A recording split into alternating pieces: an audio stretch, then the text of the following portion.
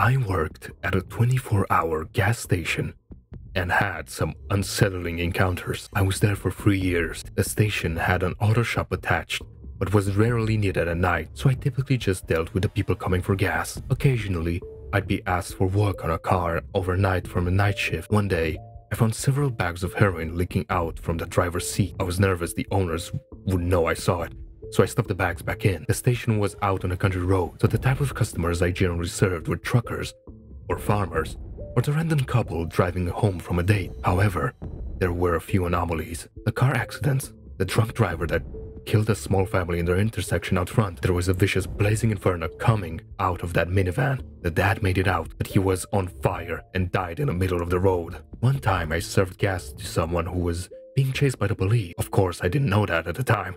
I just thought the driver was in a hurry. I was robbed at gunpoint, twice.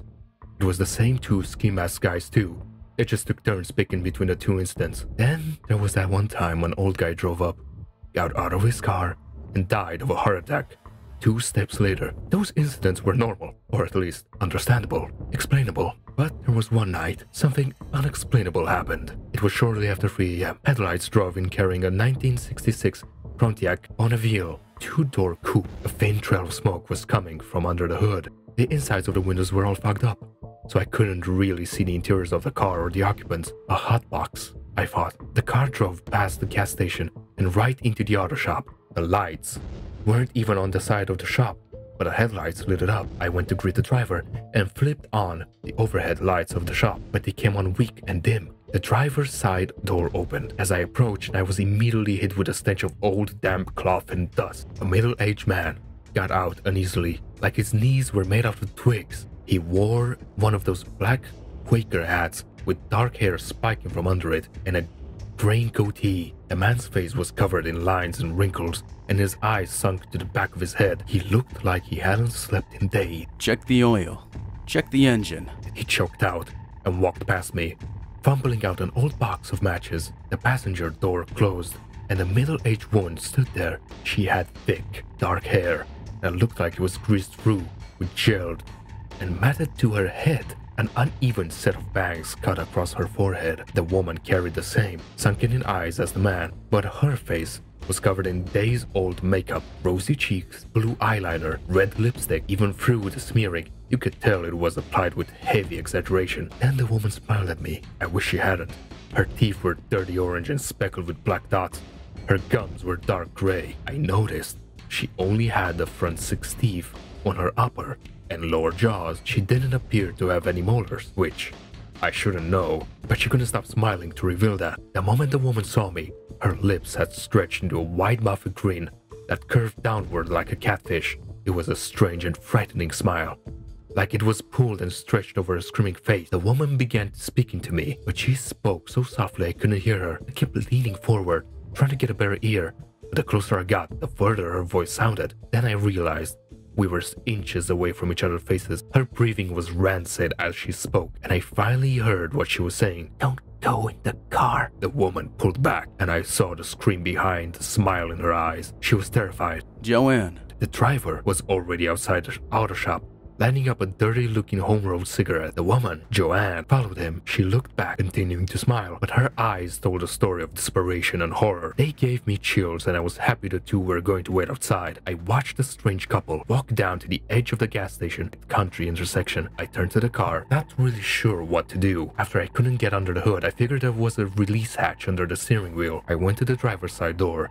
and saw the window was down. I leaned in through the window and searched and fumbled until I found the latch. I flicked it open and saw the hood pop up. As I was pulling myself out, a thought struck me. The window was up when the man drove in. It was up when he walked off. How did it get down? Then my eyes caught the rear side window, and what was in the back seat? There was a little boy staring at me. He sat calmly in the middle seat with his seatbelt still on. He had a strange, swirling facial scar that reminded me of a boy I went to in grade school named Johnny Watkins. He'd been attacked by a dog when he was little, and large portions of his face were horrendously scarred. That's what this boy looked like, and he had something that looked like mud and dirt smeared around his mouth and chin. The same smears were on his hand and wrists. The boy wore old, dirty overalls and a flannel shirt underneath. His eyes were locked onto me. They carried an accusatory glare, like he was catching me stealing. I quickly blurted out, "Hey buddy, Just checking out the engine. Then we'll get you and your parents out on their way. The boy stared back, his brow furrowed down at the center, angrily. They're not my parents, he croaked out. Then he started to make a strange sound. I couldn't tell what it was at first, but then it came in clear. The boy was laughing in his own odd way. It was like his breath was hitching up repeatedly during the inhale. I didn't know what to do or say, so I pulled myself out of the window and made my way to the hood. I looked out and saw Joanne and the man were still at the corner, smoking and arguing. I popped the hood up and was grinning with a cloud of smoke. I figured it was a motor spill or a leak at first.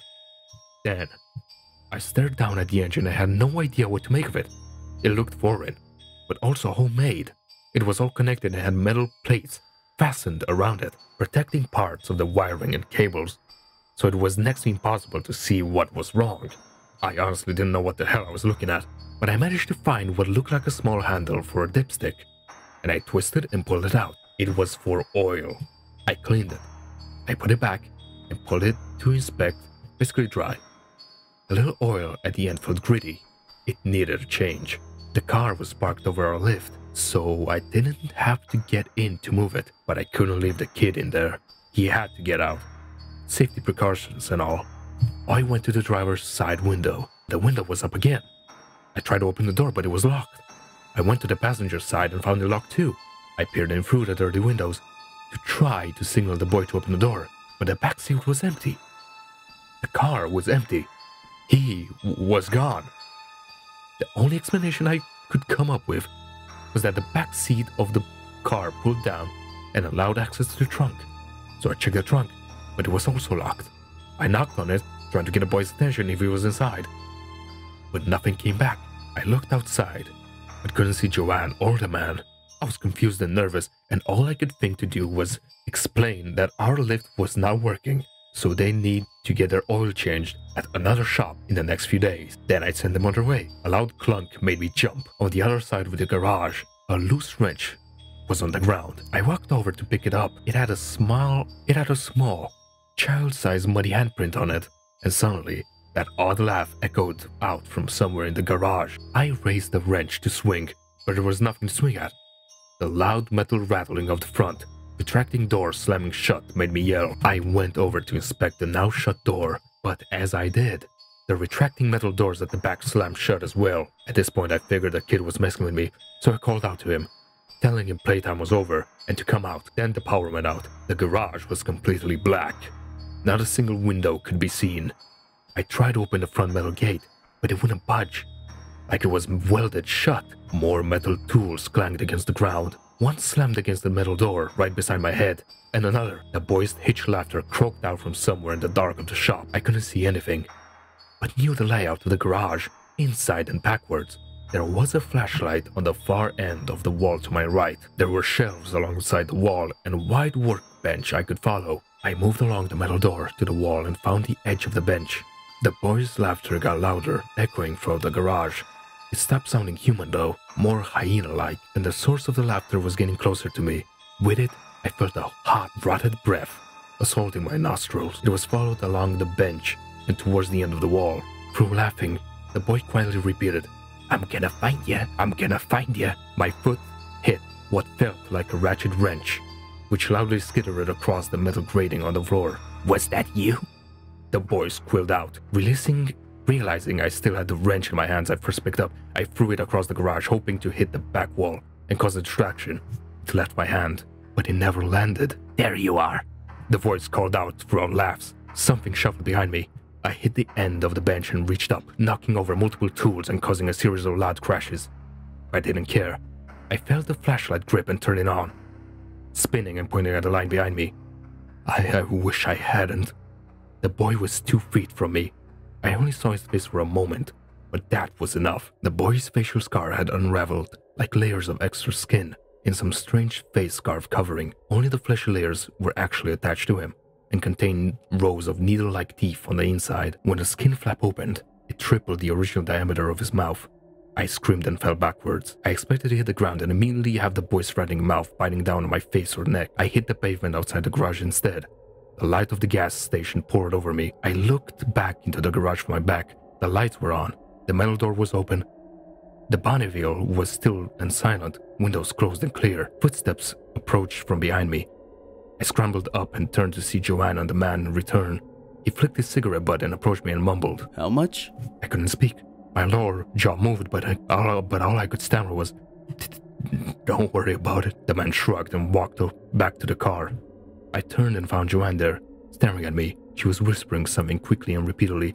I leaned in and heard it clearly. "You should have listened. You should have listened. You should have listened." The man called out from the car, snapping Joanne back to him. Still smiling, Joanne shook her head at me, tears rolling down her cheeks in dark smears. She walked back to the car and got in. The Bonneville started up and drove past me. The windows were no longer blurred by fog, so I could see inside clearly. I saw the man staring straight ahead. Joanne, sitting passenger beside him, smiled out at me with worried eyes. Then I saw the back seat. It was empty. The boy was gone. I was so afraid I locked up the garage in the gas station, checked my car, then got in and drove an hour before stopping. I called my boss and I told him I was violently ill and I had to lock up early. He was less than impressed, but didn't care. I couldn't go back there. And I didn't. I gave my 2 weeks and called in sick for each shift, and never went back to the garage and tried to avoid gas station at night now. It's not that. Now, whenever I hear someone laugh, I hear the boys laugh.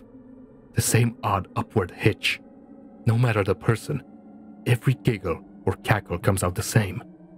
And sometimes it turns into higher pitched hyena cackles. It's been happening more and more now. It feels like one of those flus that start slow and take their time, weakening your immune system before leveling you. Then tonight happened. I came home, and there was a small, muddy handprint on the door handle at my apartment. There was one on the inside too.